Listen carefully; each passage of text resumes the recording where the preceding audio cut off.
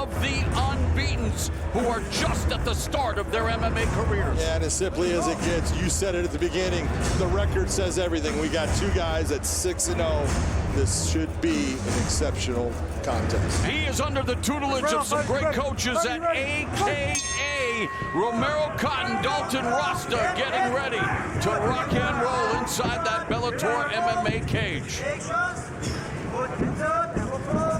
And immediately the shot by Cotton and the takedown defense on display early from Rasta. And that's everything. I think that's what you're going to see. You're going to see Romero Cotton looking for that takedown.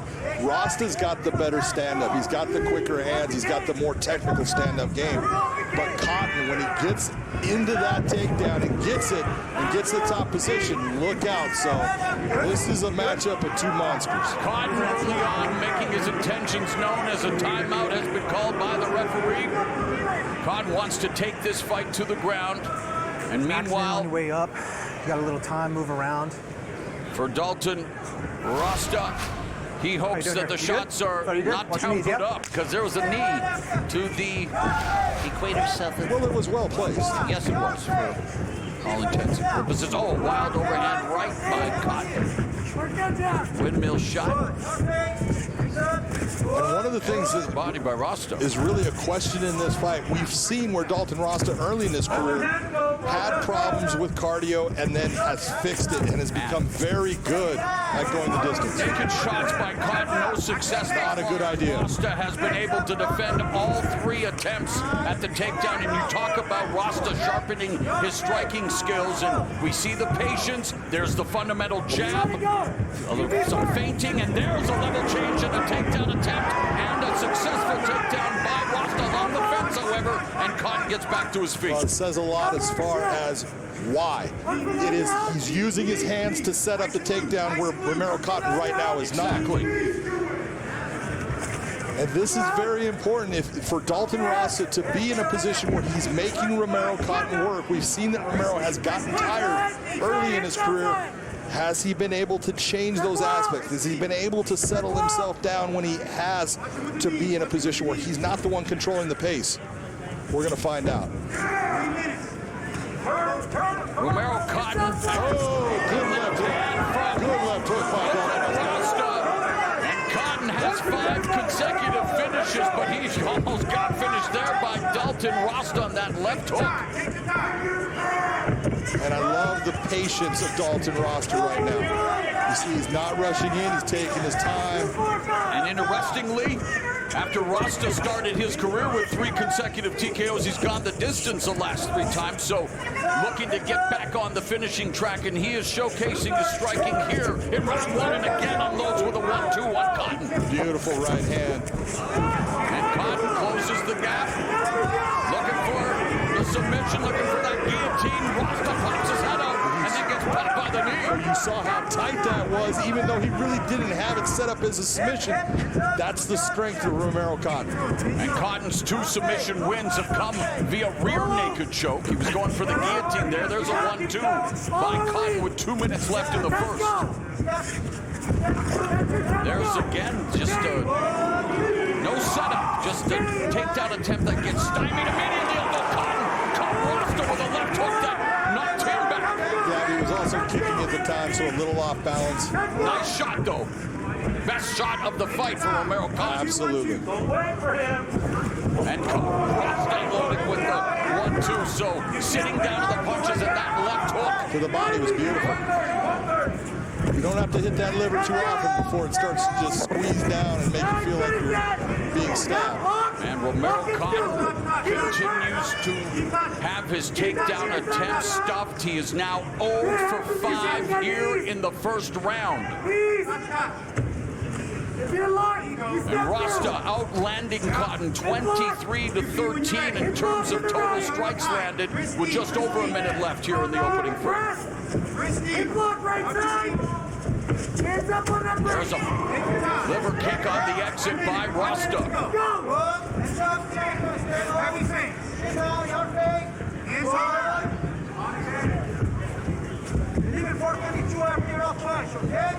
Cotton is 32, Rasta is 26, and came in with all kinds of confidence, high kick by Cotton. Oh, there's that combination, the right uppercut. Romero Cotton needs to be really careful of that left hook. It's coming close. He needs to start moving his head off the center line. His head's a little too static. And again, Rasta lands the jab and goes for that right uppercut. 15 seconds left in what has been a good opening round for Dalton Rasta in this battle of undefeated middleweights to put a cap on Bellator 283's prelims. Round number 2. How do you have it on your unofficial scorecard after 5 minutes and 1? I have it for Dalton Rasta 10-9 right now. That was his round. Romero Cotton needs to figure out a way to use his hands to set up that takedown more than what he's doing right now. Of course, Cotton honing his overall skills at AKA Rasta and ATT. Rasta opening up as Cotton again looking for the takedown. And John, it's rinse repeat. He's not making the adjustments. Well, right now he's in a position where he's with a guy in the stand-up that's causing him some problems, and he's getting hit. Front kick. Just that beautiful front kick right there. He's being touched, and he doesn't know how to stop it. And double jab by Rasta, who crushes the space, looking for the body lock against the fence. So Rasta beginning to take it to Romero Cotton here early round 2. And now another timeout as you could hear that cut. We've got. He brought a knee up, and you could hear it. Accident, I understand. Take a look at the knee that Rasta brings up right here. That is right in between. You got some time. Take your time. It did hit the thigh, and that's what he's talking about, but it also came through and hit the cup, and you could hear it. Up to 5 minutes to recover and continue. As stay in the game. You're going to be ready to go? Yeah. Stay in the game. I saw. You good? Okay, guys. You're even on groin shots, yeah? All right. You're even on groin shots. Yes, they are. But it's good math by Jason Hershey. Great math. In terms of the other math, it's behooving Dalton Rasta right now. And there, the level change by. Able to right uppercut a right hand, and he again goes for the takedown. He's getting lit up in the stand-up, and he knows he has to try desperately to take this fight to the ground. He's having problems in the stand-up. You can see it. He's getting touched. He does not know how to stop the shots that Dalton Rasta is throwing. That uppercut, that left hook, continuously touching him. And Rasta utilizing an effective jab to set up his offense. Don't stop your feet, stop, please. Yeah, activity, you see? Your speed. And this is where I was talking about. Dalton Rasta, in my opinion, has faced better competition, and that better competition has taught him how to remain calm in situations, how to just keep this pace. Beautiful left hook to the body, right hand upstairs. Best combination of the night for Dalton Rasta. And the sprawl again, the takedown defense. He has the back of Romero Cotton. And Rasta looking maybe for his first submission as tripod, and now taking Cotton down, but really Rasta dominating in all facets of the fight. No doubt about it right now. Are you surprised? I'm surprised as far as the wrestling. I thought that Romero Cotton, with his wrestling, would have the ability to possibly get the body lock or get the takedown on Dalton, but like you're saying, you've got to set that takedown up, and if you're not, and you're raw dogging it from the outside, your chances dwindle immensely.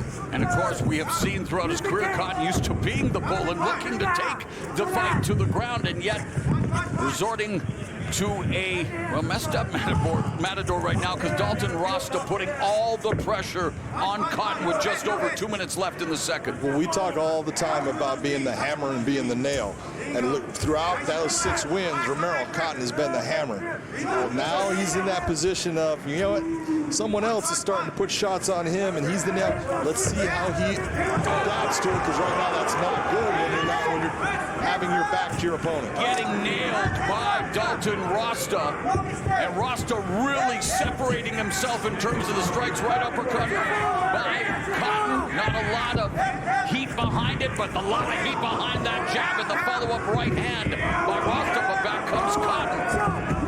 Oh, it was a big right hand. Right hand again, jack in the jaw, the left nails Cotton, and again instinctively goes for a takedown, but gets pinned against the fence. Romero Cotton has got an anvil for a jaw, man. He took a big shot and just ate that like it was nothing. No more shooting. No more shooting. And you can hear his No more corner talking shooting. about no more shooting. 1 minute. He needs to sit there and just start to try to just put shots. Don't try to knock Dalton Rasta out. Just put shots. Touch him, because right now Dalton Rasta is just getting off. Final minute of the second round. Romero Cotton, again, a 3-time NCAA Division II national champion, 0 for 9 in the takedown department tonight. Now, granted, Rasta 0 for 2, but when you look at the striking stats, it's all Rasta. Rasta's got takedowns. Come on. I don't care what that says. That's wrong. Rasta has takedowns. So 0 for 2. yeah, guess what? Someone on that is sleeping on the job. Well, Dalton Rasta definitely not sleeping on the job. Final 10 seconds. He pulls in another right hand there. And hey, John, he's looking waist lock. But that was a beautiful exit by Dalton Rasta. You see what he's doing as far as landing those shots. Beautiful performance by Dalton Rasta. Third and final round. And on your unofficial scorecard, you alluded to it already, but you feel that Cotton needs a finish in order to pull out the victory. Yeah, Romero Cotton needs a big round, or he needs to finish Dalton Rasta here, because I have him behind. I have him losing both rounds. And top timing there, the left hand, the spinning back fist attempt by Cotton, but it's, again, Rasta who crushes the space, pinning Cotton to the fence. It wasn't a bad idea by Romero Cotton to go for that at the time. Absolutely not. Especially, I mean, you want that sense of urgency, and there's a double left and a right hand and another left by Rasta. Superman punch! Drops Cotton, and Dalton Rasta is 7-0 with his 4th KO! Understand how Dalton Rasta could be behind Romero Cotton. Look at that Superman punch. Beautifully executed. Romero ate it. But in the end, that left hook puts him down, and he hits his head on the canvas. Hands go over the head. That's why Jason Herzog stopped it. Here comes the Superman punch. It lands. Beautiful right hand, but watch the left hook. It tags him right on the jawline. Our tail of the tape for this light heavyweight championship brought to you by Red Kanwan. Impa Kasanganai, only 30 years of age. Douglas Sanyakshimurdov, 34. Impa actually taller in this fight. That's not super common for him at 205 pounds. He does have a 1-inch reach advantage as well. Douglas Sanyakshimurdov has adopted American top team. They want a win over Impa badly, because twice he's beat their coach's son, Josh Silver. Straight into range.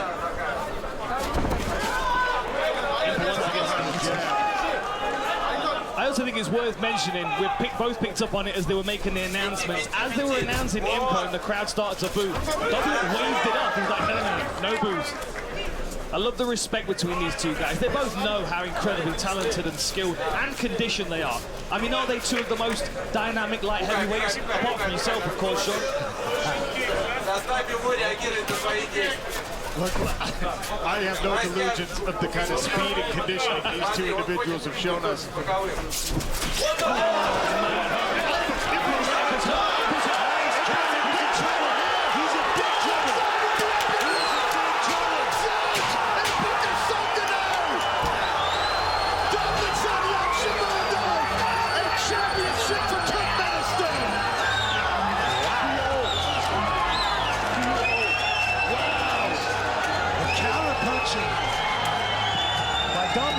Was amazing. Every time that Impa stepped in that range and let his hands go, he started eating lighter instead of delivering it.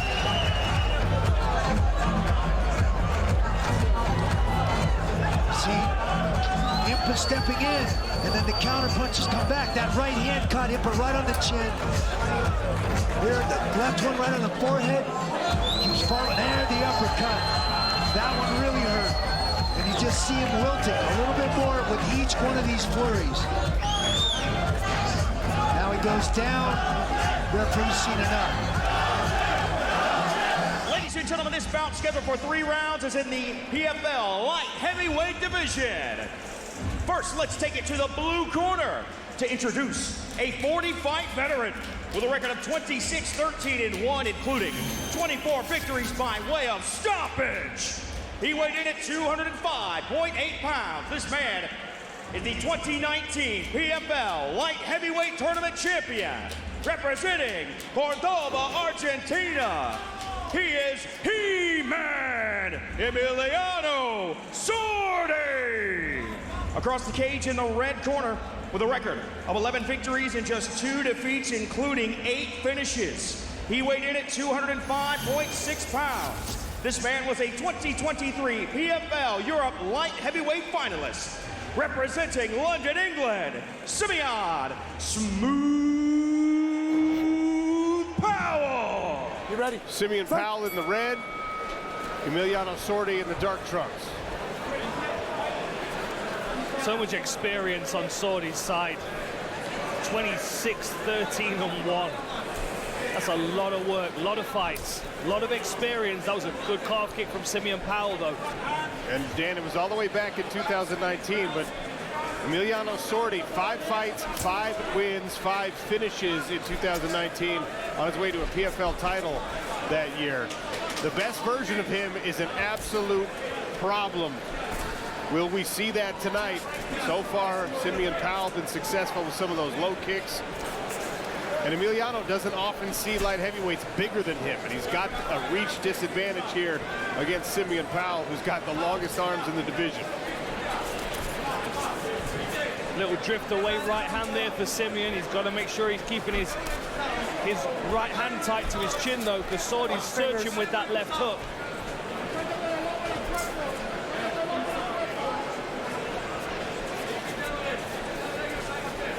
Good pressure here early from Sordi. Sordi back in this PFL cage after a win streak built elsewhere. Simeon Powell has been in the PFL. He's coming off a loss to eventual champion in the tournament last year, Antonio Carlos Jr. And Dan, I think it's safe to say he was surprised in that fight by the shoe-face game plan. Yes, yeah, absolutely. I think all of his were, to be honest. Both these guys, oh, a good right hand by Sordi. He crow hopped into it.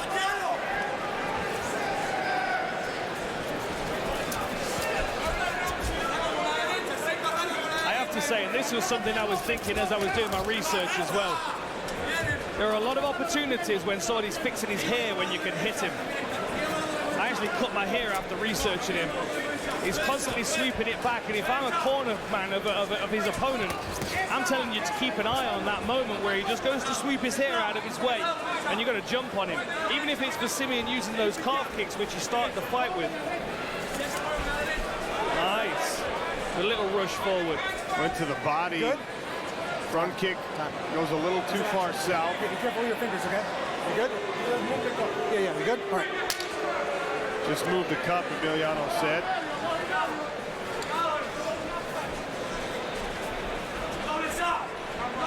Simeon's got to do something to keep this pressure off. He's getting squared up against the fence. That was another nice right hand. But Sordi returns it. Yeah. There's another calf kick, then an inside kick. That'll slow the forward motion, as will a body attack like that one. Oh, that was a lovely right hand over the top. Now long jab there from Simeon Powell. Best use of his reach so far. That's a good calf kick again. He's got to get his head off the center line, though. You know that Sordi will look to counter it. They both need to close that lead hand, too, when they're pawing at one another. We're going to get an eye poke. Under 2 minutes left in round 1 now. Sim's going to get that jab going. There it is. It's such a useful, oh, beautiful right hand again by Sordi. Maybe a little bit of a wobble. Absolutely. Powell. And now Sordi dialing in. He's getting too close. Simeon Powell, if he had his full wits about him, this is when he starts to bring out those elbows. But I think he's on survival mode right now. Yeah, that was a good shot to the body as well that Sordi landed a minute ago. Simeon Powell thought about a takedown. That tells me he's still in pretty big trouble. But there's a long jab. Now the head movement gets back on point for the Brit. Yeah, we know Simeon's got grappling, but I don't think tangling with Sordi on the floor is a good idea. He needs to find a way to just relax a little bit right now. He's doing a lot of work out of anxiety, and he's not doing too much to keep Sordi away. There's another right hand dialed in, partially blocked by Sim. Third one in that combination found its home. Sordi looking very relaxed, as you would expect for a veteran of how many 50-something fights? Nearly 50. Made a right hand, though, did Sordi. Yeah, and again. And you have to respect the power and the length of Simeon Powell. His build can be deceptive because he looks so skinny for the weight class, but he's powerful. Yeah, and he's definitely gained some... Oh, that was a good left hook. Beautiful left hook, and that froze the feet of Sordi. Yeah, Sim's definitely gained some money since the first time we saw him in the PFL. Simeon Powell! Can he get the finish before the end of the round? With the flurry, he's got to be careful because Emiliano Sordi swings away to the end of the round. Wow! What a moment! So round two, after a fascinating finish to the first frame, Simeon Powell in the red, Emiliano Sordi in the dark trunks. Forward pressure again from Sordi. Good jab again by Sim. And Dan, I know that Sordi came in with respect for Simeon Powell's power, but I think not that level of respect that he just gained from the final moments of the first round. Absolutely, and especially because it was such a long check hook as well. Right on the end of Simeon's reach, it wasn't even like he sat down on it and threw it with power like that. It's like a swiping lead hook. Kennedy Smith is in the corner of Simeon Powell. Kennedy? Marcus, action-packed first round. What did you like? Yeah, he just has a chip away, and he's probably going to get a finish. Nice. There we go. Right hand landed. Now the knees are finding a home. Thank you, Kennedy. Oh, spinning elbow! The spinning elbow from Emiliano Sordi, just as Simeon Powell thought he was taking control again. Blood from the nose of Sordi. Sordi's on a mission now. He's chasing Sim down. Feels like he's got him reeling. Good head movement. Yeah, lovely head movement. Sim's knees, though, that's what Sordi's got to watch out for. Big left hook. Sordi dips underneath it. Now he's on a body lock, takes Sim down. Sordi's on his back, landing shots. Sim's got to build up. He can't stay here. He's good. Oh! And this is Very such nice. an underrated part of Emiliano Sordi's game. Look at this. How he body jumped lock. into that. Double bite on that right leg of Simeon Powell, who just You did that.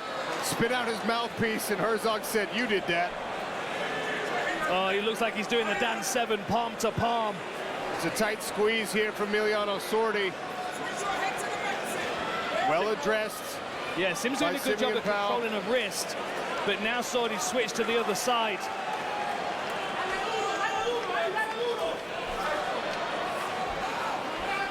Sim's got to try and scrape his opponent off here. Sordi with that body triangle is going to be very, very difficult to shake. He's got half a round to work as well. Just open hand slaps to the side. Emiliano Sordi now palm snaps. Just to pester Simeon Powell. Powell's going to have to rotate over to his right side. I think he's just going to try and crush squeeze here, look. He's almost got a figure four, but Sim's doing a good job of fighting the hands. You can see the labored breathing of Simeon Powell. That body lock makes it so much worse. They're closer to the Simeon Powell corner, so you should be able to receive some coaching there. Here's another crank attempt by Emiliano Sordi. Yeah, that's going across the face. The other thing to remember as well is that Sim spat his mouth guard out. So any forearm going across the top teeth is going to be very uncomfortable as well. And we have seen jaws broken with face cranks before. Hey, don't move. Don't move. Open it up. Don't move. Ready? Nice work there by the referee, Jason Herzog, to put the mouthpiece back in as we look through his glasses, ref cam. The crowd approving of that. Let's go, guys. Keep working. Good work by the referee. Look, Emiliano Sordi's just resting here. He's just taking a few breaths. The onus is right now is on Simeon Powell, who's in a really bad position. Dieter in the corner of Emiliano Sordi calling some instructions over. Grabbing the whole glove. Impa Kasunganay also in the corner. Minute to go in this middle round. Sordi might be just trying to reserve a little energy so he can really put a squeeze on in the last 30 seconds. A veteran like Sordi, with the amount of experience that he's got, he knows how to rev the engine and how to idle a little bit when he's a bit tired, and he's certainly a little tired right now. And Simeon seems more annoyed that he's getting slapped than anything. There's certainly a demeaning nature to the open-handed slap instead of the punch. There's also a potential armbar here, which Sordi might be setting up. I think he is. He's going to go for an armbar, Sim. Yeah, and the corner team have just picked up on it as well. He's isolated the left arm of Sim. He might just try and flash it in the last 10 seconds. Let's go. Here he goes. There it is. I think Sim's wise to it, though. He's got his hands together. We're going to get a third round, I think. Not a real commitment. Not in the right time. Sordi looks tired, though. Hands on his head at the start of the round. And Sim's moving well still. The gas tank might be the whole story here, Dan, because if you're Emiliano Sordi, are you going to try and slug it out? Are you going to go for one more takedown where you think you have the best advantage? Can Simeon Powell stay on his feet? That right hand over the top. Check hook, though, for Sordi, who takes a long right hand. Front kick to the face.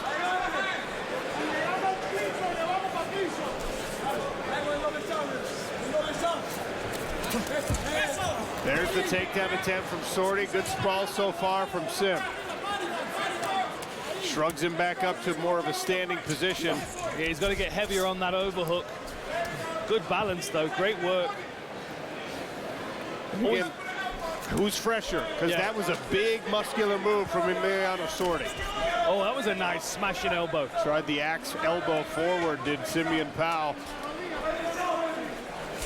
1 minute gone in round 3. Sean O'Connell, Dan Hardy on the call here in Sioux Falls, South Dakota.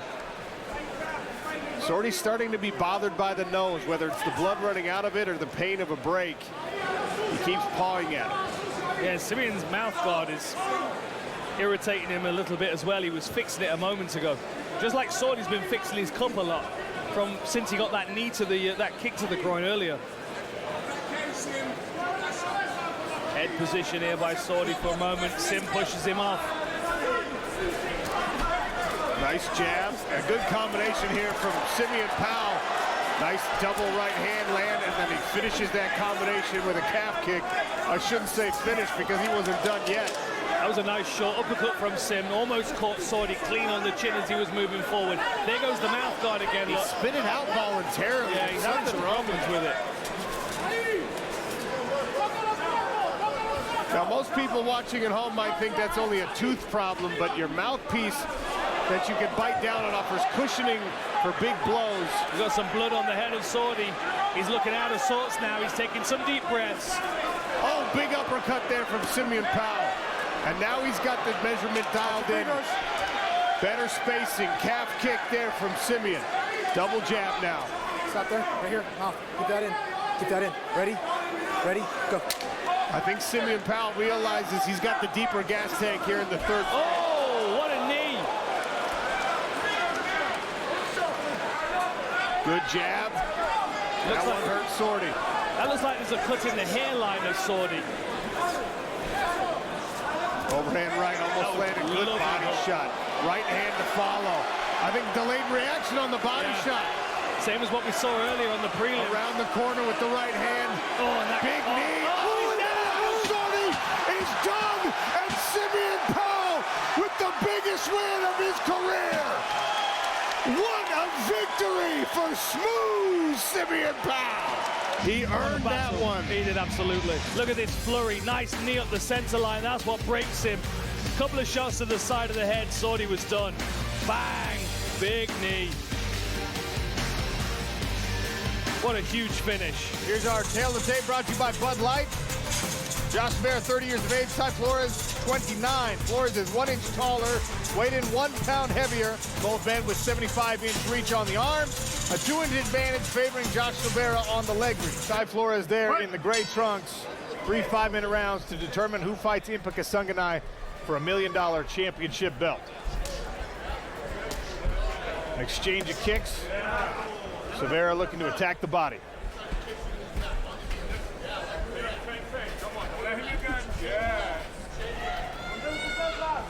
Flores likes to walk his opponents down and get their backs against the cage. Inside leg kick from Flores and a jab from Josh Silveira. Silveira looking very fast, especially with his hands. Grabbed that clinch and threw a knee up the middle, then tries the head kick. You can see they've been watching tape on that. Ty Flores hugging that right hand directly against his face. And nasty kick. Off balances Flores there from Silveira. So it looks like he's already in a groove. Yeah, I think that did serious damage to the knee of Ty Flores. Was it the knee or that nerve, or either one? It definitely took Flores off his feet. He's not balanced on that lead leg. Oh, got it again. Made a right hand for his efforts. Heavy, heavy kicks. Nice plum clinch there by Silveira. Silveira changes places with Flores. Now got Flores on the fence.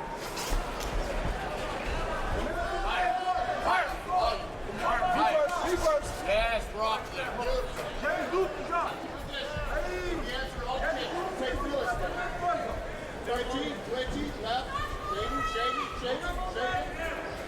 Shaking, yes.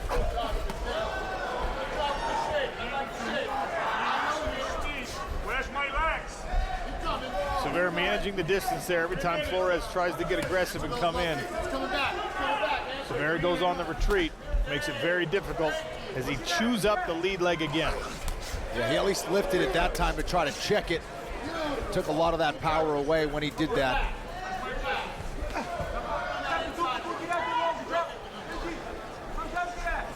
Dan Hardy, what are you seeing from Silveira so far? You know, Silveira's just doing all the right things. He needs to be careful dipping his head into the center line, but the beautiful accumulation of damage, he's playing the long game. He spoke about this in the fighter interviews. He feels like Flores will slow down and gas the longer the fight goes.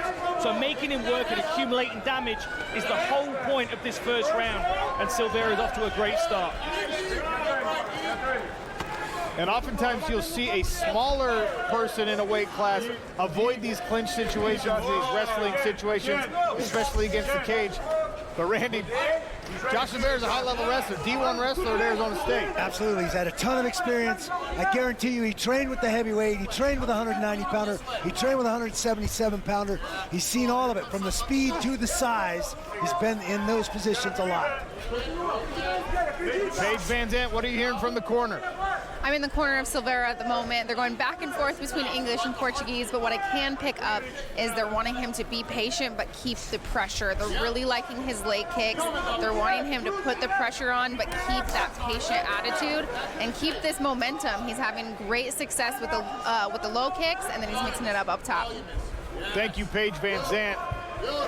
To emphasize her point, Silveira drilled a kick into the midsection of Ty Flores. Good check hook from from Silveira as well. Now Flores, this is where he wants to be. Leaning on Silveira, making him carry the weight. In his 2 regular season bouts, Flores was able to secure takedowns from this position. Well, that knee from Silveira almost caught Flores in the chin. He brought that up nice and high. Caught him right high on the pec and almost hit him in the chin.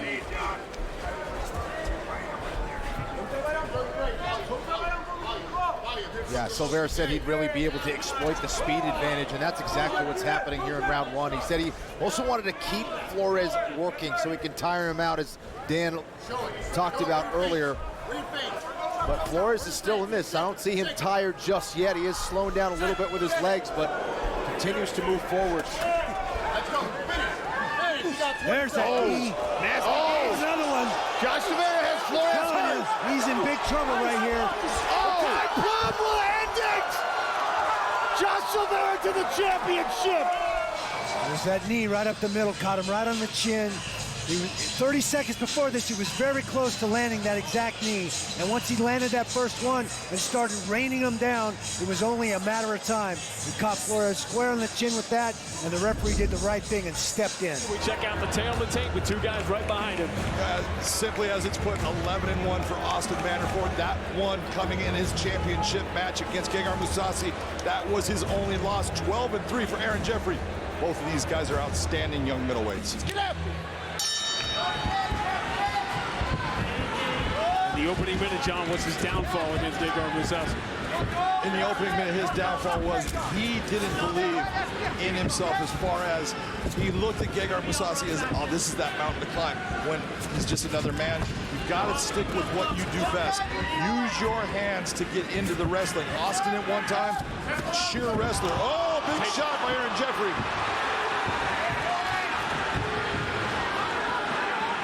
Austin at one time was just a wrestler. Now he's utilizing his stand-up to get into wrestling. That makes him more successful, and he needs to do that tonight against Aaron Jeffrey. Canadian wrestling doesn't get the same respect that American wrestling does, but Aaron Jeffrey is trained with Brock University, which is really high level in Canada, and really, he doesn't have to out-wrestle Austin Vanderford. He has to defend the takedown. Absolutely. If you're going to look at the guy that's more comfortable on the feet, it's Aaron Jeffrey. He has a more varied attack than Austin Vanderford. Austin is a guy that he will use his hands, he will land big shots, but it's his wrestling that he lives off of, and this is the type of moment he needs right here. And he's got the clinch. Can he get the fight to the ground? Aaron Jeffrey, as you can see, you don't need me to tell you, he's big middleweight. Oh! Another big shot knocks Austin Vanderford down. He's in major trouble, and it's over.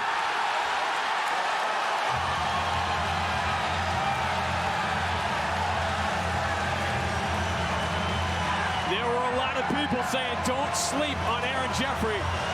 And they were right, because he just put Austin Vanderford to sleep. Sean, we talked about the change of opponent and how difficult an opponent Aaron Jeffries was going to be. Take a look at what happens. Watch this right hand early. Lands right past the glove, right on the chin. That was well placed by Aaron Jeffrey.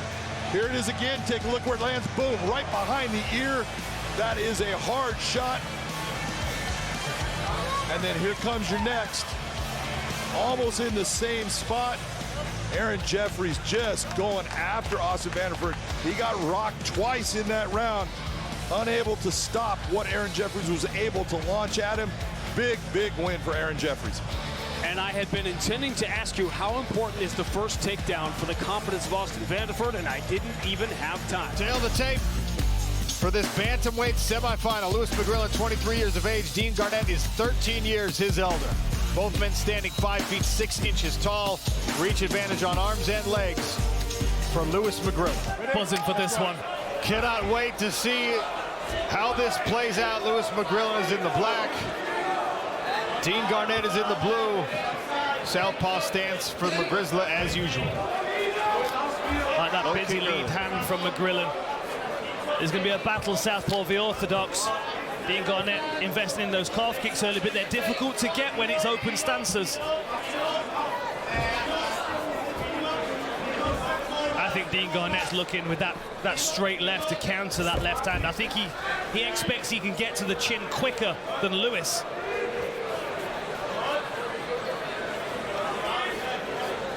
Man, there's tension in this room. Oh. Inside leg kick. Tosses the feet out from under Louis McGrillen. Good defense there by McGrillen. Garnett's twitchy and wide-eyed. He can clearly know the danger that he's up against here with McGrillen. Full focus on that left hand. Stay away from it at all costs. Well, as he focuses on that hand, he's chopping away at the lead leg. McGrillen tries to dial the left hand into the body. Alexander Luster looking on. He made quick work of his semifinal not so long ago here in Glasgow.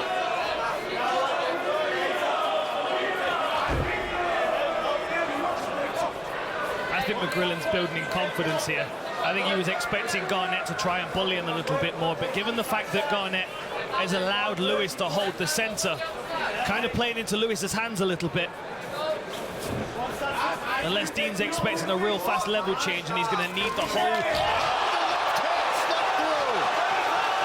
Garnett is down, but he is not out.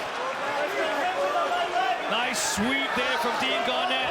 Dean Garnett rolls through, now hanging. Oh! Garnett in trouble again on the short left hand. Garnett's hurt here, he's trying to recover. He's barely awake. McGrillen pounding away. Hammer fist just misses. Man, McGrillen's scrapping looks good. Dean Garnett wide-eyed again. Is he all the way back? There's another inside leg kick. Tentative this time.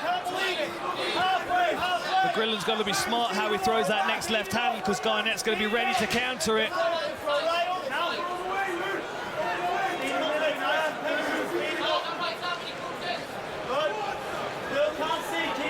We've seen that left hand, Dan, come from so many different angles.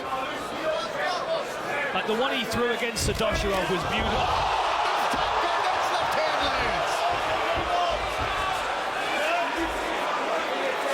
Garnett's clinging on.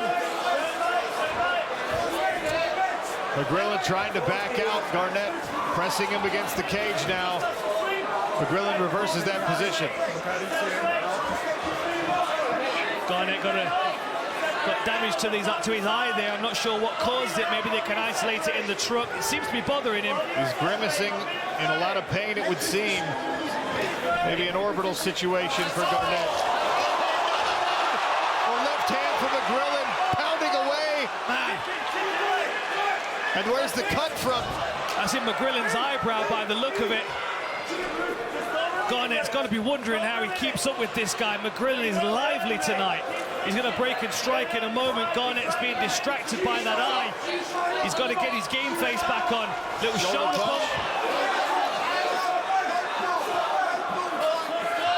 Now Lewis McGrillen pawing at the blood.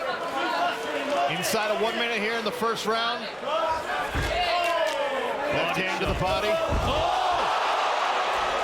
Guillotine! Garnett steps over into the mount. McGrillen flailing away with the legs to try and break the grip. He's got his arm inside here. He might be able to force some space. Man, he's so close to getting out. Garnett is hanging on to this guillotine. And the head crowds out. Wow! How many momentum swings in the first round? Here's another grip on that guillotine. That eye is still a problem for Dean Garnett, even as he attacks this submission. Sits back for the guillotine again, but McGrillen turns out. Oh, he's in knee.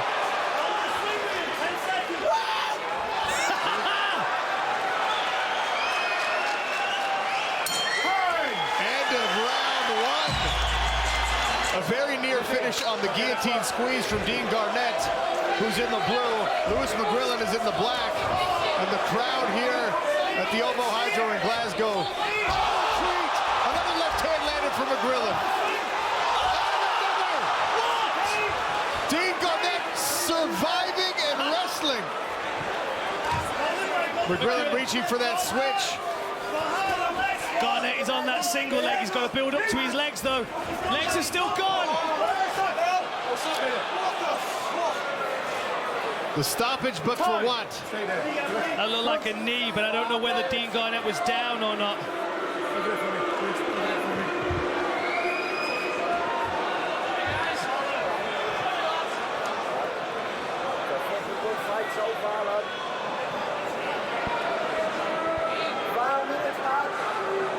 We need to see that replay to see if it was a legal shot or not. I don't know whether Dean was down when it landed. Here we go, let's have a look. Dean's up on his feet. Oh man, that was right on the border.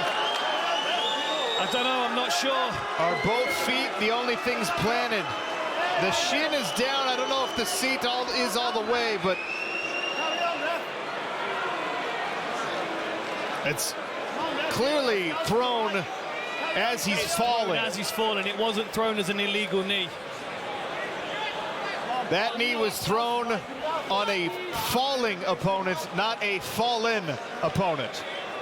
As we take another look from the side angle, you should be able to see if the seat is actually down. Oh man, I don't know.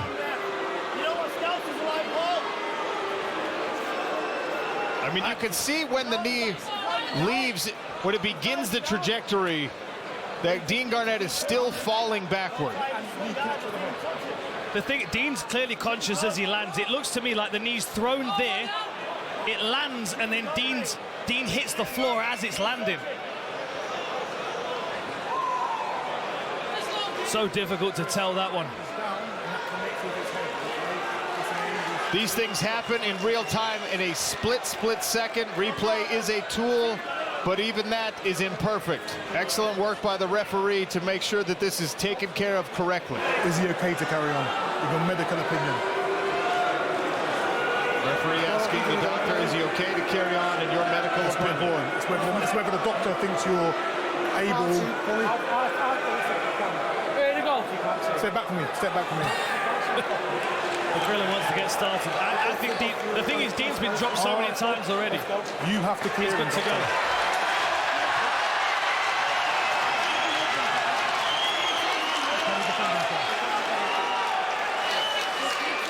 Dean! Away from the corner. Point deduction for McGrillen, I think. Legal strike, 1 point. Illegal strike, 1 point. Interesting. Illegal strike. So deemed to be an illegal strike.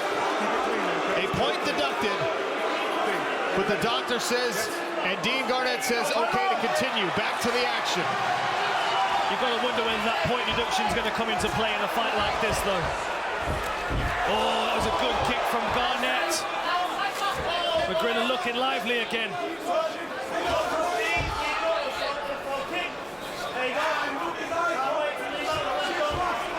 You have to applaud Garnett here. He could have found an easy way out, refused to do so, and he continues to attack that lead leg even as his eye is compromised from whatever happened to it in the first round.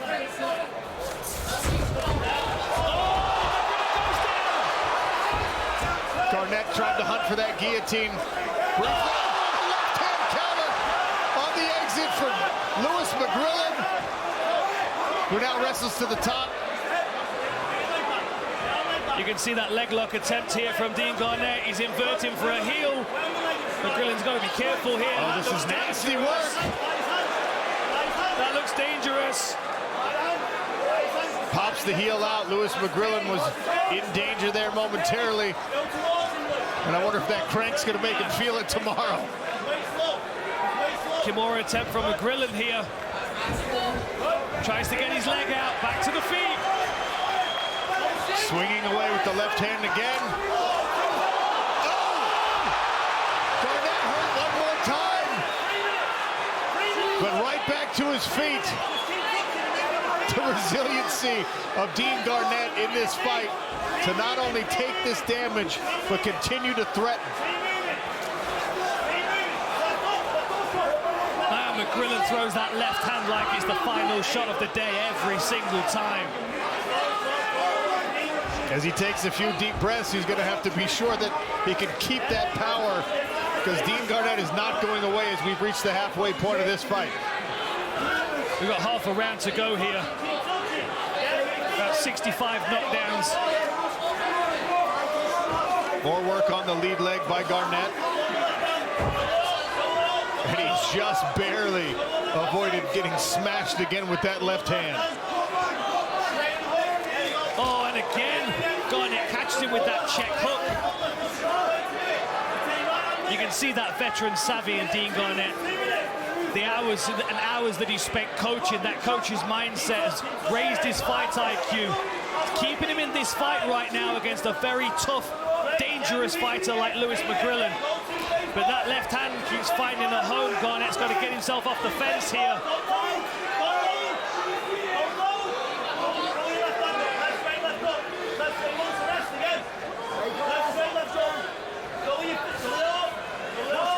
McGrillen tries to throw that right arm up as a shell.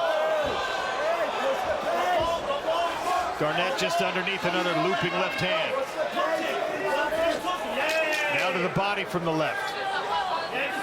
I love the variety in that left hand from McGrillen. Remember what he did to Sadosharov.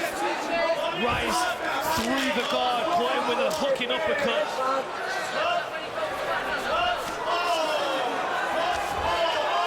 Again, the lead hook from Garnett. Yeah, he's having some success with that left hook. Catching McGrillen as he's dropping his lead hand to throw the left. 40 seconds.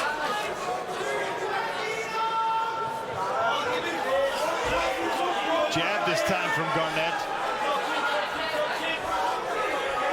Now trying to lead the dance a little bit. Some feints and movement from the savvy veteran. Blood trickling from the eye of Louis McGrillen. Another exchange of lefts. Another time Garnett goes off balance. Man, Garnett must wonder what Louis McGrillen's got in his gloves. The power that he's got is unnatural. 10 seconds left here in round 2. McGrillen swings and misses with the left hand. And to the third frame we go. It goes down 9-9. Dean Garnett imploring the fans here at Ovo Hydro in Glasgow, Scotland. One last round. Winner moves on to a bantamweight PFL Europe Championship bout in Lyon, France. And again, Louis McGrillen attacking with his left. Swinging away both of these fighters. Impact for both.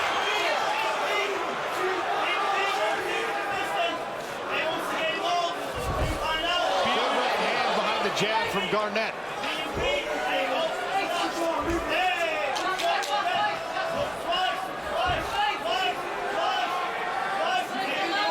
I mean, this is McGrillen's kind of fight. He is a front foot brawler with big power in his hands. We see his fight IQ improving constantly, but in the pocket trading power punches is where McGrillen wants to be. If I'm Alexander Luster and I'm watching this fight, I'm game planning for anything but a stand-up battle between whoever wins.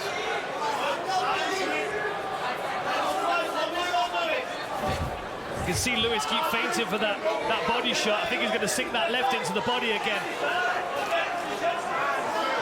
Now Louis McGrillen, chest to chest, pressing Dean Garnett into the barrier.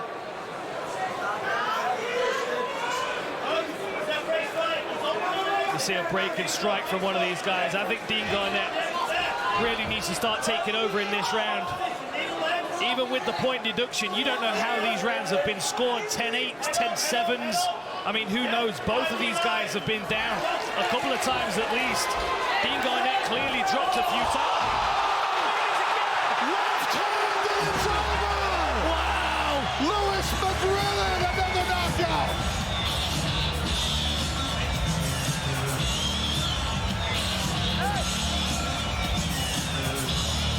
Garnett on the charge.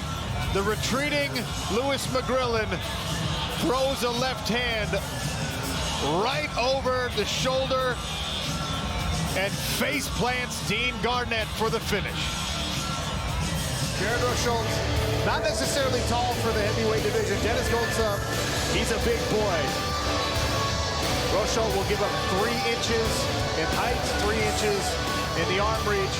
The leg reach effectively the same. Actually a small advantage for Jared Rochold. And the weight close enough that it should not be a factor in this one. In the silver trunks, Denis Goltsov out of Russia making his debut in the blue.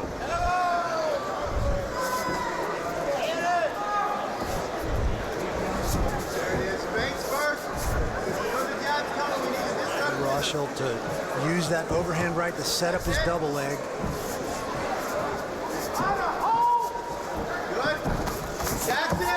Nice little combination there, trying to close the distances, Rochold. He said he's been working on his striking, and it looks like he has. I don't know if we saw him throw 3 in a row all of last season, and that's what he started with in season 2. You're good, you're good. Jab flicked out there for Denis Goltsov. Goltsov said he's ready to deal with Jared's wrestling, and if he gets taken down, he's going to scramble and fight to get back to his feet. Easier said than done. He's a well-balanced fighter, 9 knockout finishes, 9 submissions, only 4 decisions on his victories there for Denis Goltsov. There's again the striking attack from Jared Rosholt. I'm wondering if Rosholt just lost a contact. He did something funny with his eye, and he looked down at the mat. Oh, we gotta throw that. You saw it. Good. Gotta let the right Take a look inside the red corner here of Jared Rosholt.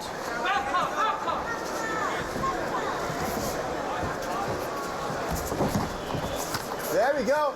Jab lands for Goltsov. Disrupt with the feint, and let's look to go into our takedown entries. Good. Let's get ready to snatch single. Back to the cage. We gotta be aggressive there. Goltsov is definitely respecting Rosholt's wrestling takedowns. Oh, bring the right hand. Big clip there. Rosholt's in trouble. Goltsov looks to finish Jared Rosholt. Dan Mergliana steps in. And it's 6 points in his debut for Denis Goltsov after dropping Jared Rosholt. Was that a check hook? It happened so quick. It was a check hook. It's exactly what it was. Right on the button also. And he gets out of there at the same time. Very, very good striking by Goltsov. Beautiful, beautiful movement. Let's see that one more time, man. Here it is. As Rosholt comes in, boom, that hook just off the side. It's just a combination between a hook and a jab. But he hit him right on the button, put Rosholt down, followed it up with the big punches. Tail tape. Loredana, 31 years of age. Diana Avsaragova, 26. As I already mentioned, Avsaragova is the taller fighter here. Look at this. A lot of equality, both with the same weight and reach. Begin.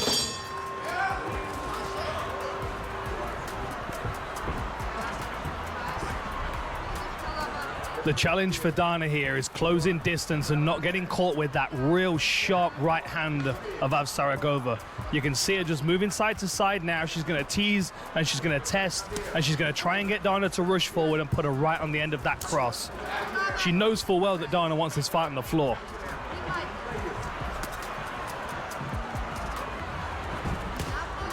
Heavy leg kick there from Loredana. Avsaragova measuring this distance.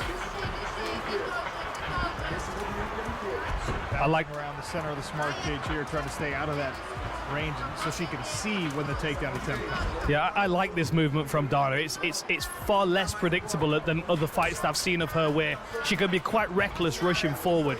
Investing in some low kicks is going to take some movement away from her opponent, making it easier to close her down. But that was a nice left hook, which has prompted a takedown. Good right hand. Another left hook, sort of a chopping downward left hook from Diana Avsaragova, and exchange of right hands there. Nice level change by Dana, and then she comes up with that big right hook.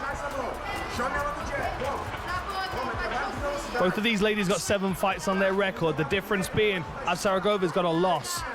And that could be a real useful lesson for her to make her a little bit more strategic and choose her opportunities. Whereas Dana, she has that undefeated fighter mentality where she doesn't feel like she can be beaten.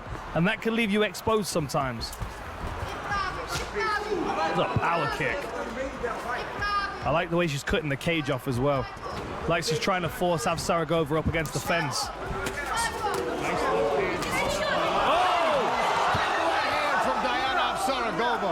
Temporarily dropped the Loredana.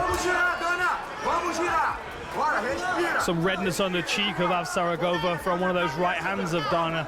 Like I said, it's been a while since Diana Avsaragova's been in actual professional competition. Does not appear to be too rusty though. Redness showing. Oh, good right hand again, punishing that same left side of Diana Avsaragova's face. Tries from Loredana. Yeah, Staying really on good. Her, hot shotting, both with low-level kicks and with her hands.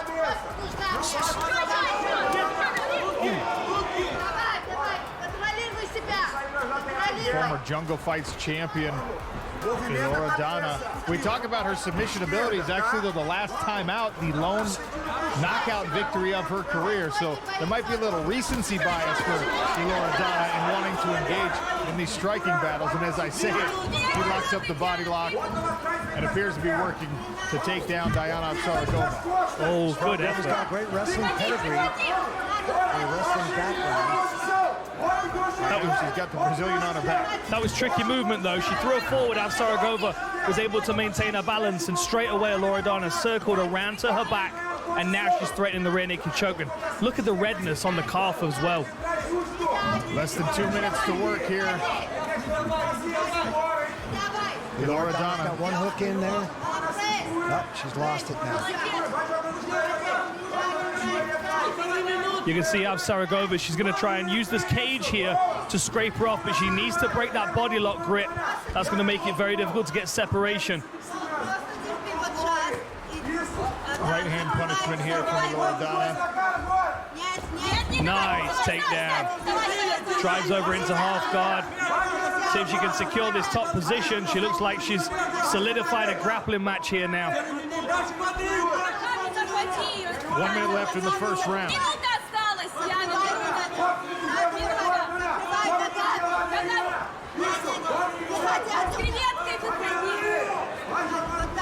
Nice work passing to maintain this half guard position.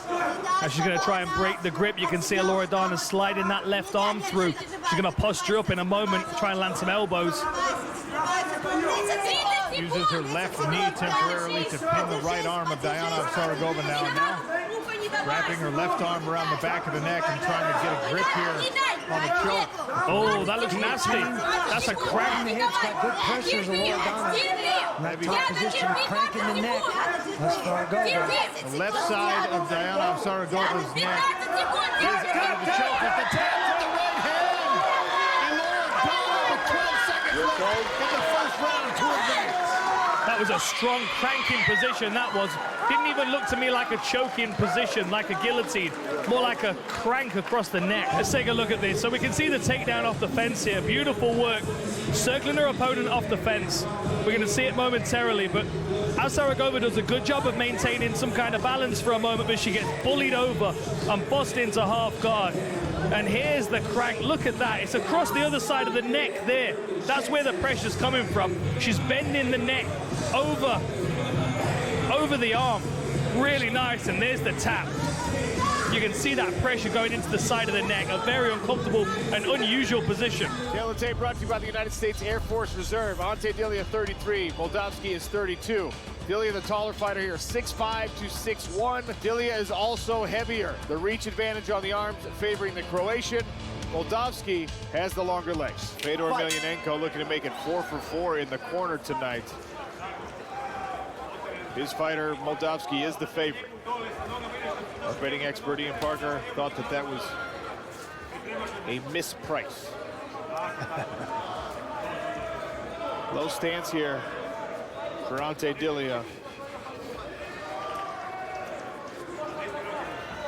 You see Walking Trouble waiting for Moldavsky to come in. You can see he's waiting to land an uppercut or knee.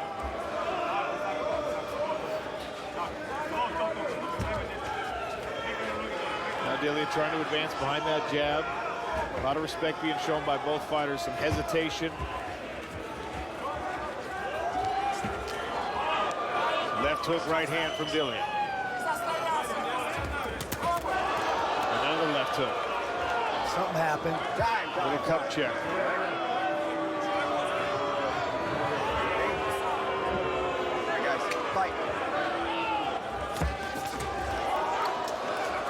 Combination finished with the hook there from Moldavsky, and that backed up Ante Delia.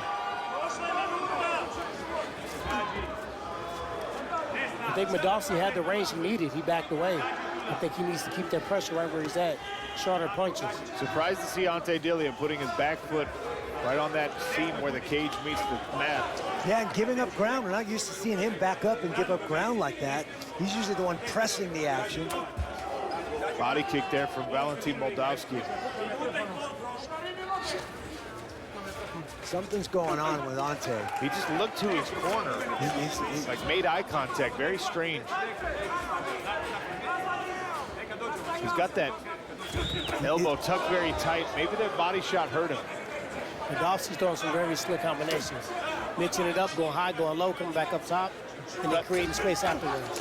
Another body shot from Moldavski. He finished with the high, the hook, and a little blood trickling from the hairline. If it ain't broke, don't fix it. Jab high, cross to the body, hook to the head.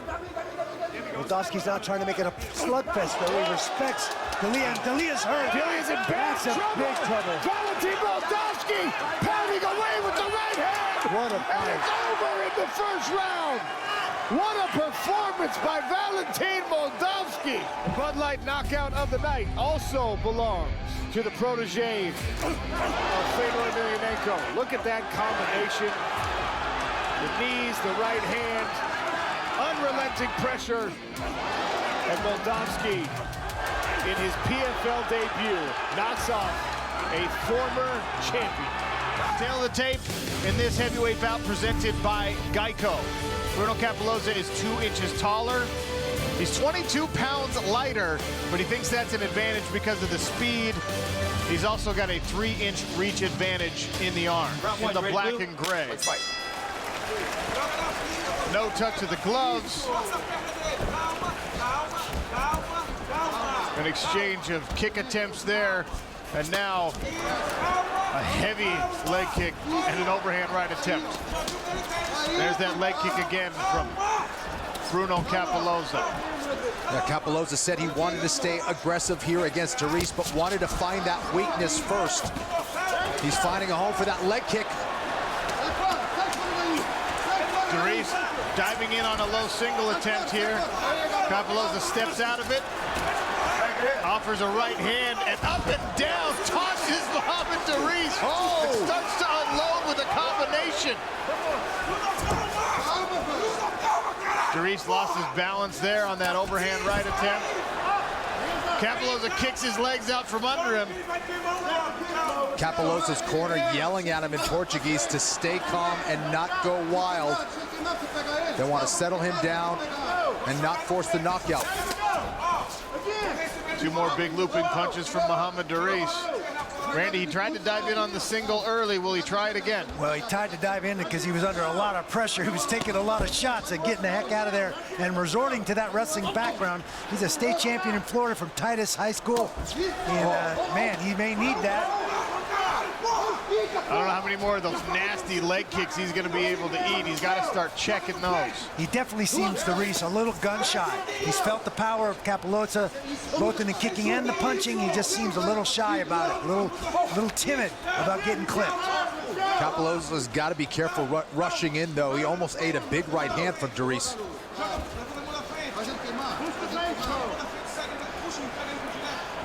Now settling into a little more motion here. This time Darius offers a leg kick.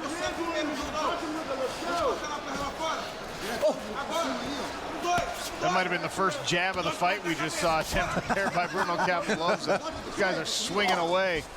Setup shots, what are those? Oh, nice left hook. That one rattled Mohamed Darius. And here it is. Bruno Cappelozza unloading again. Oh, and he's out. Punctuates it with a right hand kick. That'll do.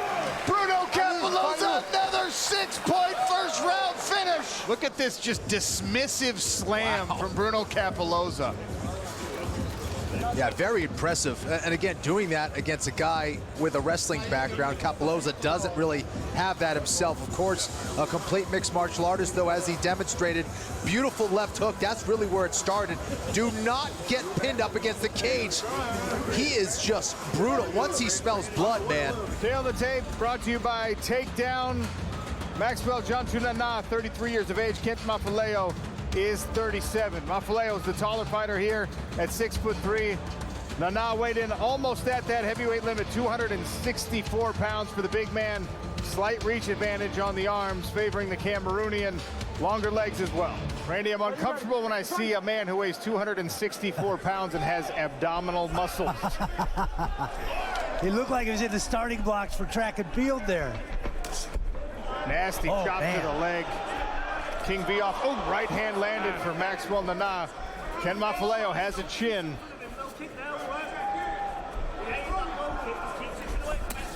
Exchanging low kicks right now. Jansu Nana landed that low kick and Mafileo tried to defend, but it kicked his hips away. There it goes again. Even if he's defending, it puts him in a vulnerable position for counter shots at the end of that kick. Clashing at the center of the smart cage. There's another chopping kick to that calf. Goes to the inside as well. Mafileo offers one back. It's an interesting approach, Dan. Those low kicks are often banked for later on in the fight. I don't think either of these guys expect to be fighting in the later rounds. They're certainly going all out. A little ill intent on every single punch thrown in there. You can't call it a little slip on the canvas. And Mafileo almost took advantage of it. Herzog correctly stated, no timeouts.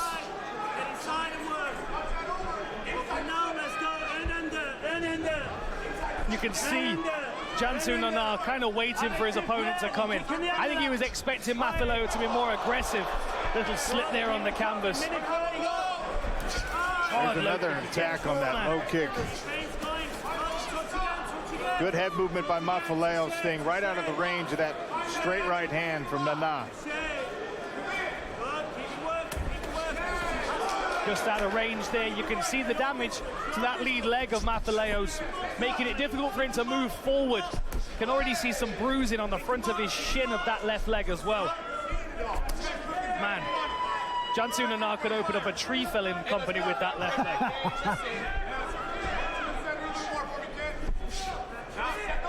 You can see the instability on that lead leg, on that left leg of Mafileo. Even when he threw that kick there and missed, don't wait for him, kid. He's really struggling to move that leg, which is going to make him more susceptible for knockout punches as well. Give me something after now. Man. Big clash again. Good. Back behind the jab. There's actually, if you look closer, there's some atrophy on that lower left leg of Ken Mafileo. Not the same size as his right, and that's the one that Nana's attacking. Man, these guys are swinging for the fences. Yeah. Ouch. There it is again. The lead leg of Ken Mafileo getting pulverized in the first round. But Mafileo loves this kind of fight, though. You can see him wide-eyed. He's got this zany grin on his face as well. Like, he doesn't mind taking a few shots as long as he can keep moving forward and he sees the spirit of his opponent sapping away from them because they can't land a knockout shot on him, and he keeps moving forward.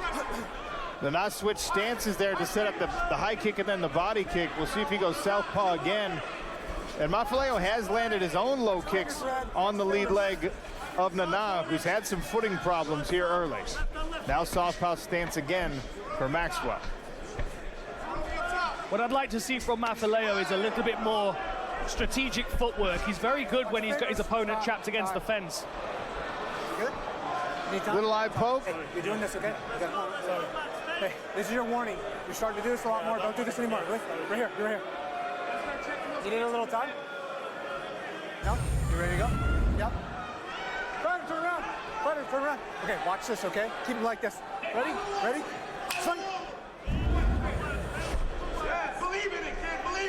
Coming up on the 1 minute remaining mark here in this first round.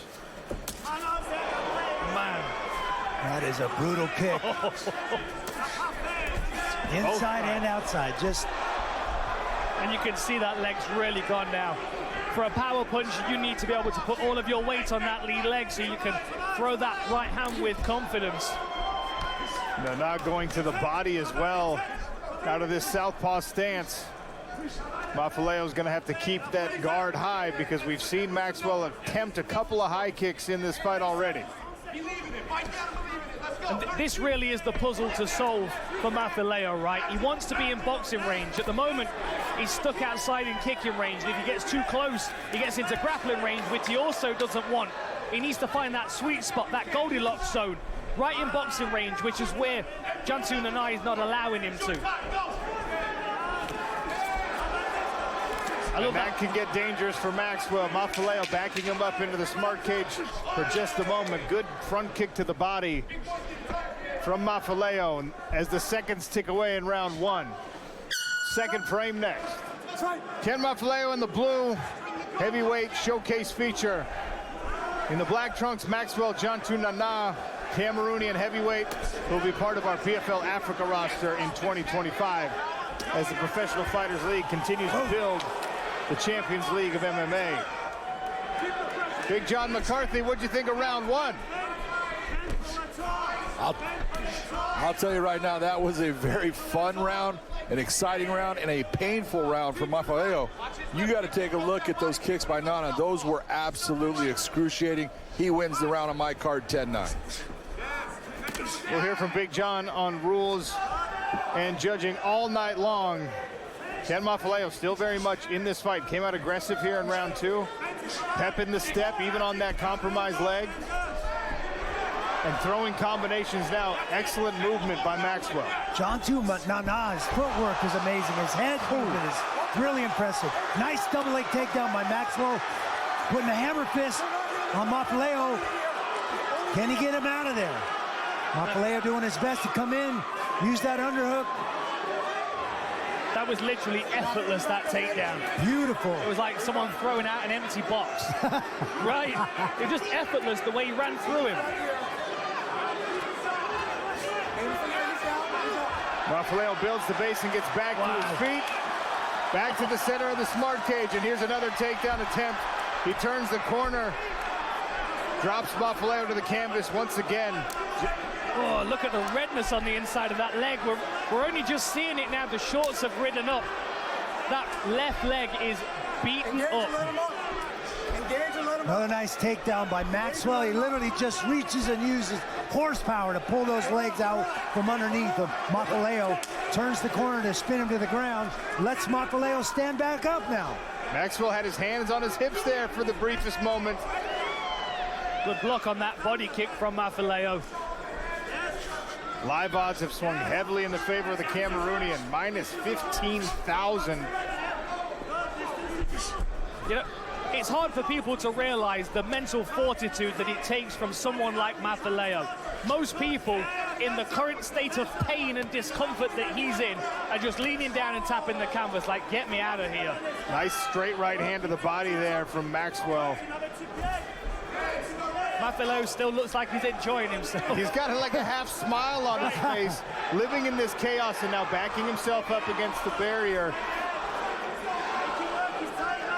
Nana's wise to the counterpunch and goes back to the body.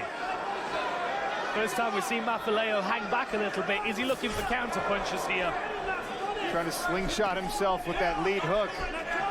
Unsteady footing, but Mafaleo will not go away. You're going to have to get him out of there. And damaging that lead leg has really taken the right hand away from Mafaleo. He now can't travel forward. Look how difficult it is for him to move. I'm impressed by how nimble Maxwell Jantu Nana is in the defense. His footwork is very clever when he sees and senses Mafaleo coming forward, Randy. He cuts that angle and gets out of there. Yeah, and moves his head. Moves his head out of the pocket, moves his feet, gets out to an angle. He's very, very good at that. He's only 6 fights into a pro mixed martial arts career, but he does have that combat sambo background as well, which is effectively MMA.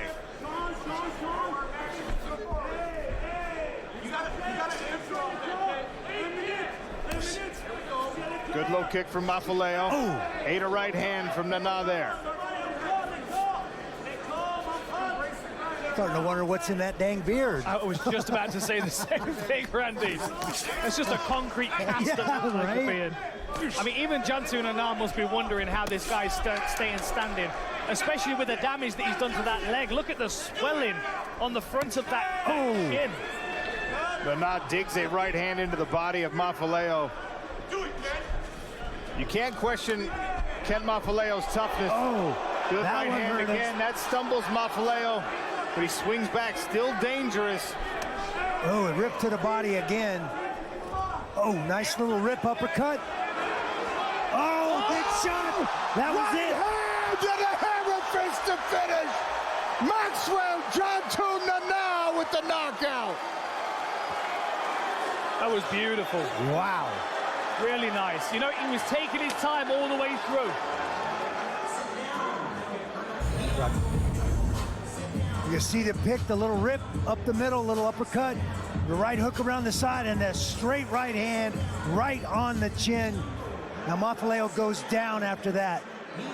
Again, trying to find the hole, right on the button, and the wobble, and Mafaleo hits the deck. Formidable Sambo practitioner, and here's the tail of the tape brought to you by Bones. Dovlet, 34 years of age. Jacob Neto is 27. You can see that with a much taller fighter here, 6'3" to 5'11". The reach is still close. Dovlet's on Yukhshimurdov has long arms. Touch of the gloves, and we are underway at 205 pounds. Leg kick to open the action from Dovlet's up.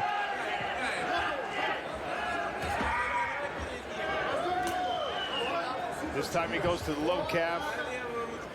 The longest pro fight of Jacob Neto's young career only took 6 minutes and 16 seconds. He likes a fast start.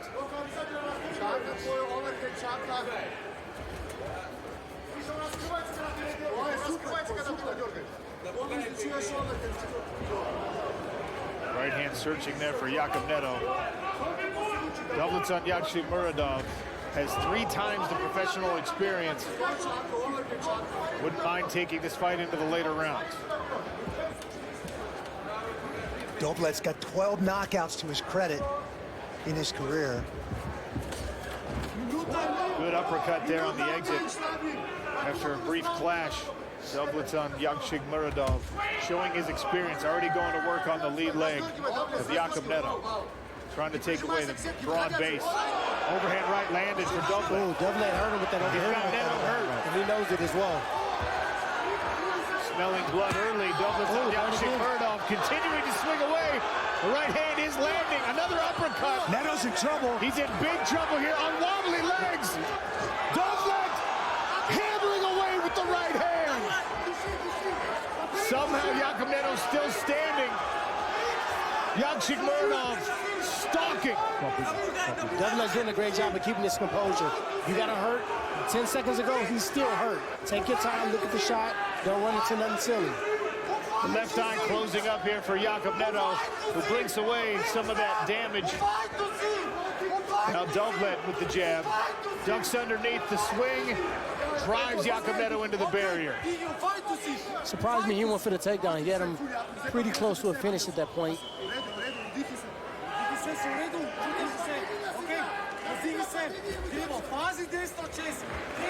Dovlet backs out of that takedown attempt. Neto appears to have shaken most of those cobwebs out as he works behind this jab. He's got to watch out. That overhand right continues to land. And it's also continuing to swell up that left eye. So he's blinking right now when you look at Jacob. Jab to the body from Dovlet, mixing it up, giving multiple looks.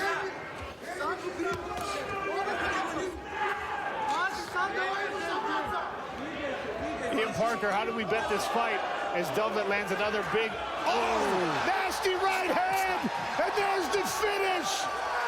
Dovlet's on Yukhshimurdov. You see the slip of the jab, the big uppercut right up the middle by Dovlet.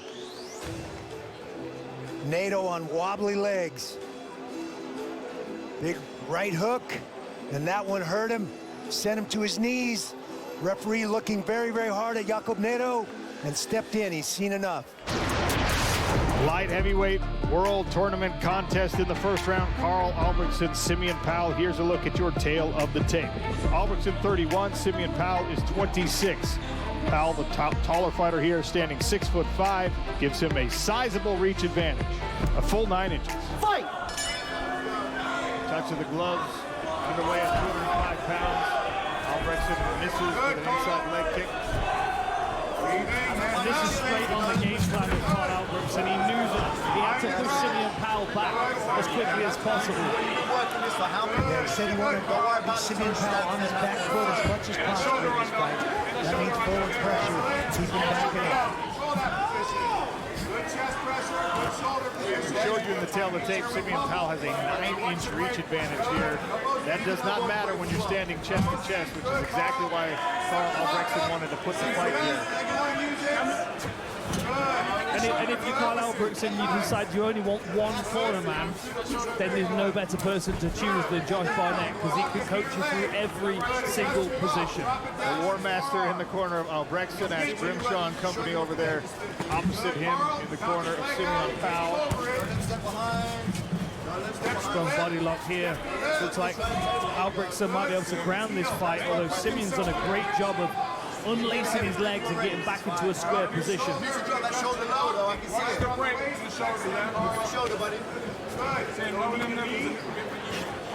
If you watch Simeon Powell's career, you'll notice that coming into this fight, he's noticeably heavier in terms of muscle mass. I don't know what that did for him in the weight cut. I mean, you saw me All Access, he was eating IHOP this morning.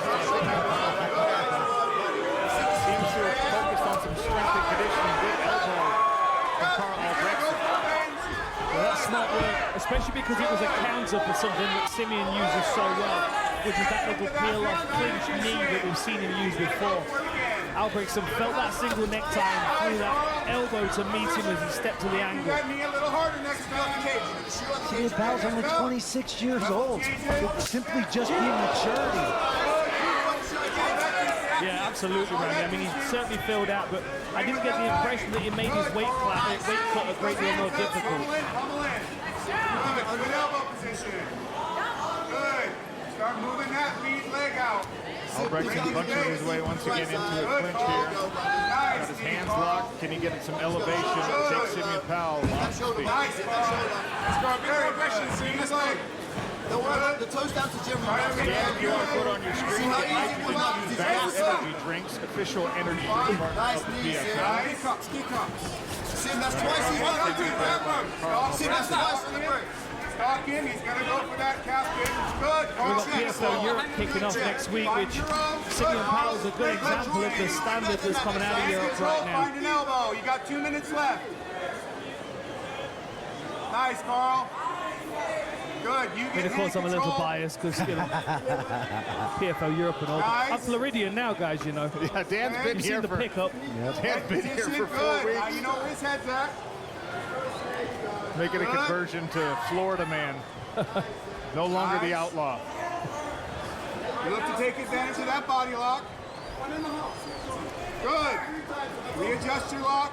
Sim's going to need some hustle here to get off the fence, because I think Albrechtson's game plan is exactly this.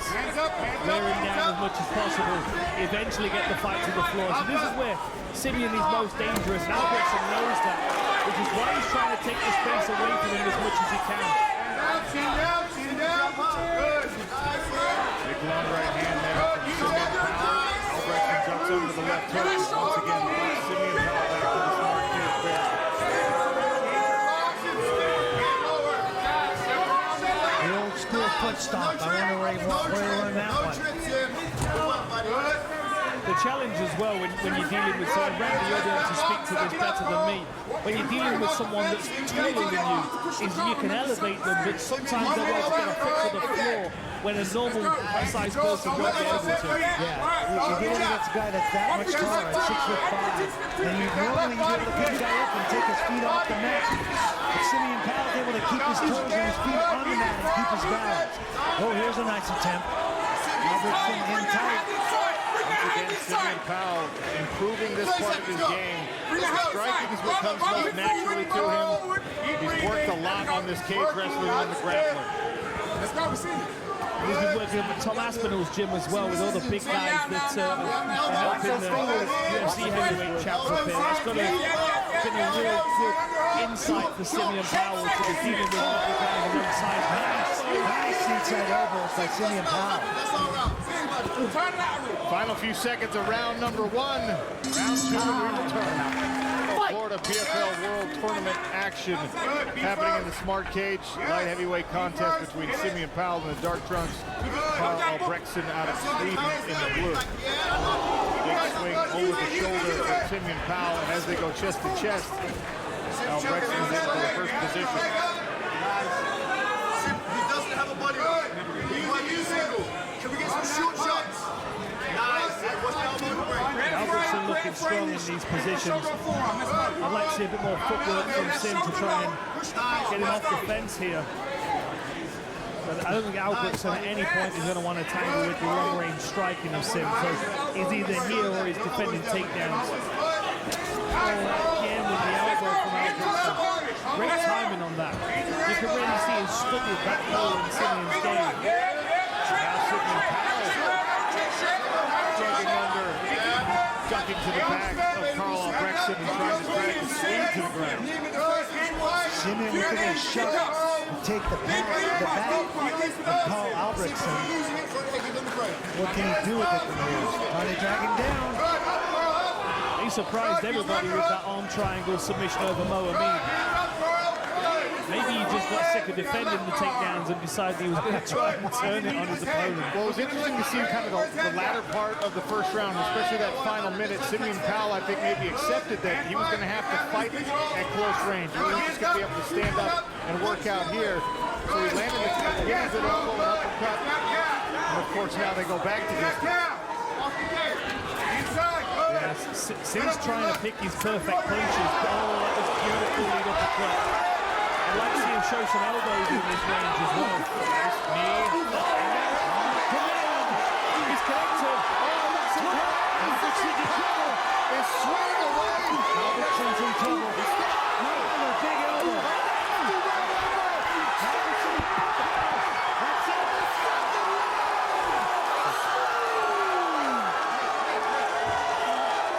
He's back. He says to the broadcast desk, I'm back. I can see the emotions hitting you right now. It's almost like you're just realizing what's just happened. You came straight over to the commentary booth and you said, I'm back. Tell me what was meaning those words. You know, like, the last couple performances, I just feel like I haven't been myself, and I truly feel like I'm back, you know? Take a look at our tail of the tape for this feature showcase bout. Louis McGrillen, only 22 years of age. Salakula Khan, much older. Both men 5 feet 6 inches tall. 68-inch reach on the arms, giving Louis McGrillen a 4-inch advantage. Both men have 39-inch legs. Non-league action here. Southpaw stance for McGrillen. You can see Kulakan circling away from that left hand straight away. He knows where the danger is. Kulakan's got a good check left hook. Oh! Big power straight away, but look at that composure from McGrillen. Taking his time. He's looking for his opportunity. He's threading that uppercut. Twice to the body now for McGrillen.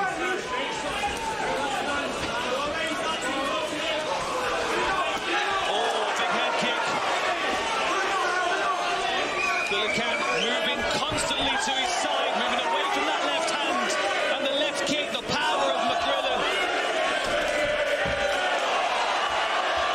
McGrillen dominating the space here with presence. You've got to think the longer this fight goes, the more it leans towards Kulakan. Double the pro experience, as well as that boxing record. McGrillen also very composed though, not wasting energy, taking a good look at it. Beautiful uppercut on the level change. Back to his feet. Kulakan right into something. Kulakan's not going away. If he wanted out of this fight, that was his opportunity. Goes for a single leg. He gets it. Nice work by Sally Kulakan. Beautiful. Still on the signal, but McGrillen back to his feet. Great work by McGrillen, getting back to his feet there. Finding his way off the fence. He's looking for that straight left to the body. Inside leg kick there from Kulakan. Keeps showing that uppercut at the center line to try and discourage Kulakan from level changing. Oh, there it is again. Very fast left hand of McGrillen. Lovely footwork. I love how he cuts him off. There's the head kick again. Kulakan's taking these shots and he's rebounding. There's a level change again. Beautiful sprawl. I think he had an uppercut on the way in. Kulakan went all the way down to his forehead. Stop. Huge power in that left hand for McGrillen. McGrillen trying to find his perfect shot here. I think he feels good. Oh, there it is! What a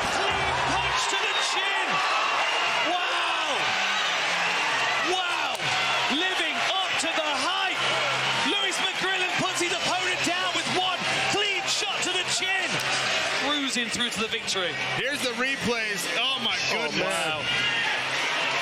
Just so clean, right on the chin. Bang, look Beautiful. at that. Lovely follow through as well. You see the punch show itself over the rear shoulder of Kulukan. Here's our tale of the day brought to you by Bud Light. Yorgan De Castro, the older fighter here at 36 years of age. Dennis Goltsov still just 33, despite his extensive experience.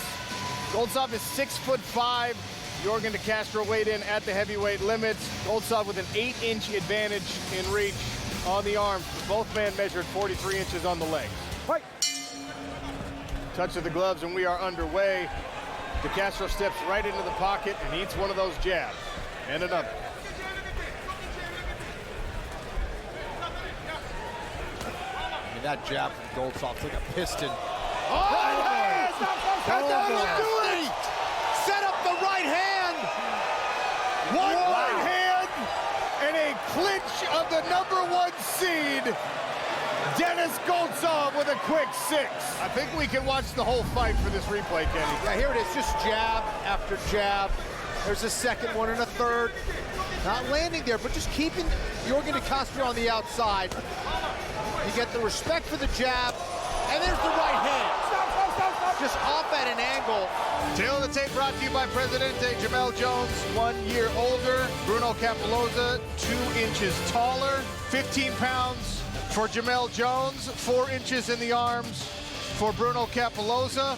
And the legs are the exact same length. Advantages back and forth. 1 seed out of Brazil, 4 seed out of Coeur d'Alene, Idaho. Trip to the heavyweight championship on the line. Jones in the southpaw stance. Capoloza takes the center of the smart cage.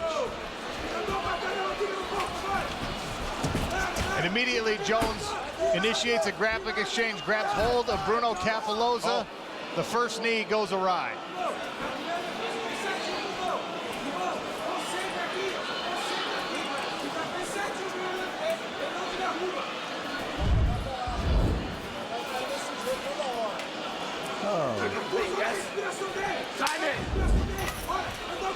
Cup check is resolved. Back to action. Leg kick there from Bruno Capoloza. Swings things around for Jamel Jones. Wild left hand attempted by Jones.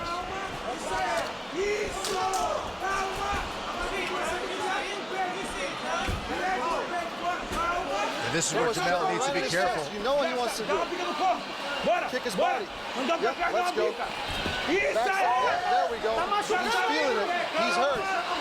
He's hurt. There we go. Feint. Feint. Don't risk it all. This is where Jamel needs to be careful, just backing up, getting too close to the cage. That's where Capoloza unleashes some berserker barrages.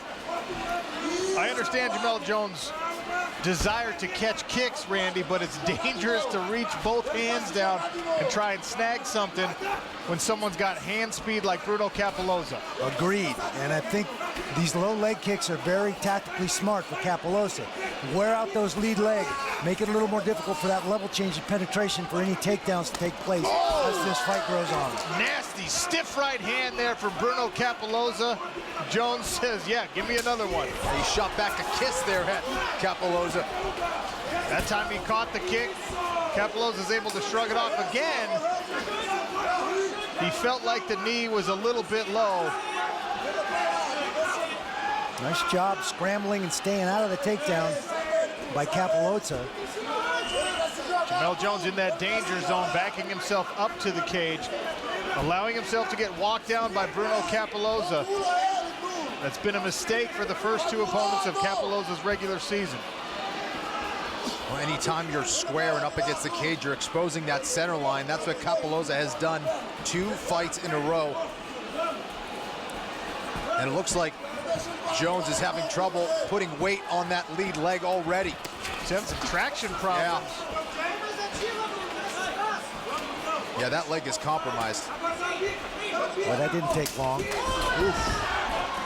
Once again, Jamel Jones, hesitant even to stand up after that off balance.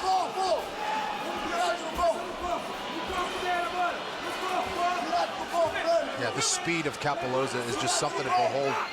live. Just Watch so that quick. straight right hand is going to come right down the pike. Capello's doing a nice job of hunting him down, taking him to the edge of the cage, eliminating his routes of escape. Capello's looking very comfortable. Just landed a nice jab on the right eye of Jamel Jones, who so far does not have an answer for the speed of the Brazilian. There's a left hand from Jamel Jones that makes Capelloza rethink an entry. I think we're seeing some great patience here from Capelloza as well. Body kick attempt there from Jamel Jones, who appears to be settling into his own groove. Slaps a kick off the lead thigh of Bruno Capelloza. Jones moving a little bit better now. Oh. Capelloza slips on the front kick attempt. Tried to bring one right up the middle.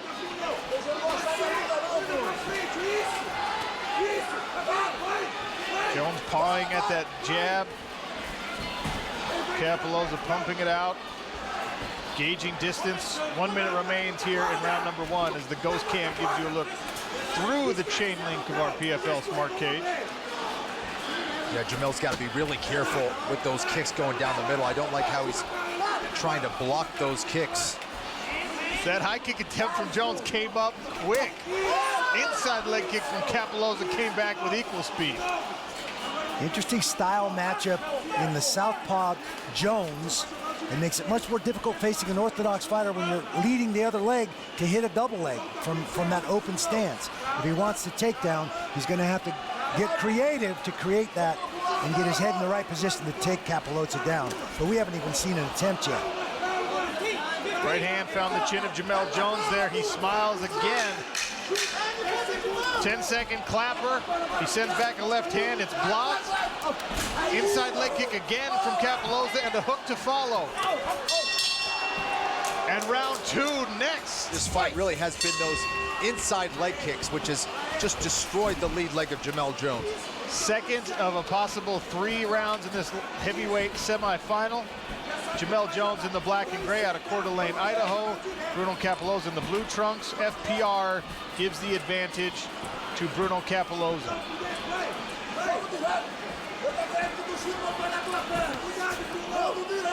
That left hand is bouncing off the guard of Bruno Capelloza for Jamel Jones. He's got to string something together with it as Capelloza continues to stalk and figure out the wrestler's timing. Jones is still dangerous. He wants Capelloza to come in. He wants to catch him with that shot. But Capelloza being very patient, and he's feinting his way in, and he's seeing those shots from Jones coming. Left hook, straight right from Capelloza. Jab lands. That one misses, and Jones explodes forward with a takedown attempt.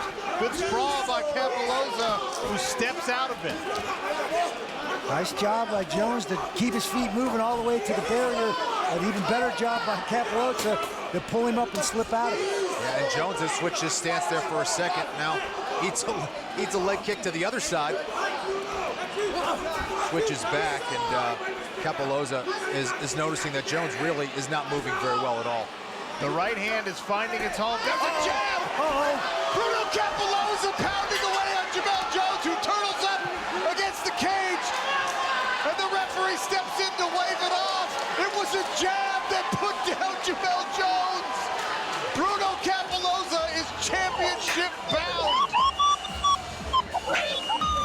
Punches his ticket to the heavyweight championship final in a rematch with Ante Dillian. Amazing patience, biding his time, not being over-aggressive, picking him apart. Powered by SMT, are you kidding me? That's a record. Give him a speeding ticket, Officer O'Connell. Ouch. Ow. Click below to subscribe and watch more MMA content.